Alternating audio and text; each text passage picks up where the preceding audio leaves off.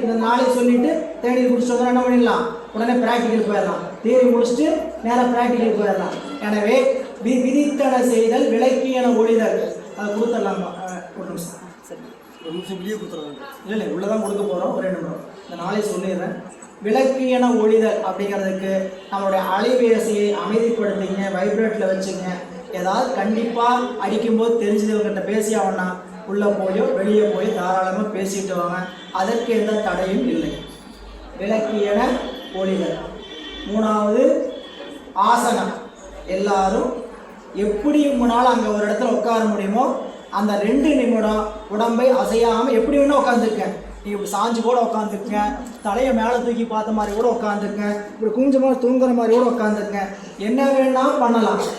ஆனால் அந்த 2 நிமிஷம் என்ன ஆகக்கூடாது, அந்த உடம்பை மாற்றவே கூடாது. எப்படி உட்காந்துருக்கிறீங்க, நான் கண்ணை திறந்து பார்ப்பேன்னு நினைக்கக்கூடாது. நீங்கள் அவங்களோட முயற்சி இல்லைங்களா? 2 நிமிஷம் நீங்கள் என்ன பண்ணணும், அவங்க உடம்பு சூழல் எப்படி உட்கார முடியுமோ, நான் நேராக உட்காந்துருக்கையா உட்காந்துருக்கேன், சாஞ்சுதான் உட்கார முடியும் உட்காந்துருக்கேன், கை ஒளிதான் எப்படி உட்காந்தாலும் என்ன பண்ணணும், ஆசனம் என்பது ஒரு நிலையில் நம்ம என்ன பண்ணணும், அமரச் செய்தல் இல்லைங்களா? அதுக்கு ஆழம் வேற.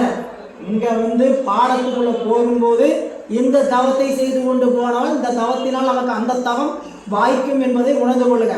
அதனால் 3வது ஆசனம்ங்கிறது எப்படி இருக்கணும், நம் உடம்பை ஒரு நிலையில் அமரச் செய்தல். 4வது பிராணாயாமம் என்று சொல்லக்கூடியது மூச்சு பயிற்சி. நம்ம மூச்சு பயிற்சி எடுக்க போகிறதுல இந்த மூச்சு 2 நிமிடம் எங்கே போயிட்டு வருது அப்படின்னு அந்த மூச்சு காற்று போகிற திசையை மட்டும் கவனிங்க.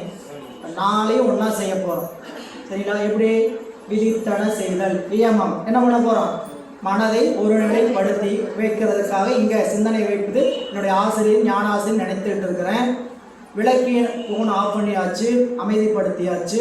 3வது ஆசனம் நேராக அமர்ந்திருக்கிறேன். 4வது மூச்சுக்காற்று எங்கு போய்கொண்டு வருகிறது என்று கவனிக்கிறேன். இதைத்தான் நாம் தேநீர் அழிந்து விட்டு செய்ய இருக்கிறோம். ஒரு நிமிடம் அமர்ந்த இடத்துல பிரிச்சுட்டு சொன்னோம். இந்த ஒளிபரப்பு அப்படிங்கிற ஒரு நிமிஷம்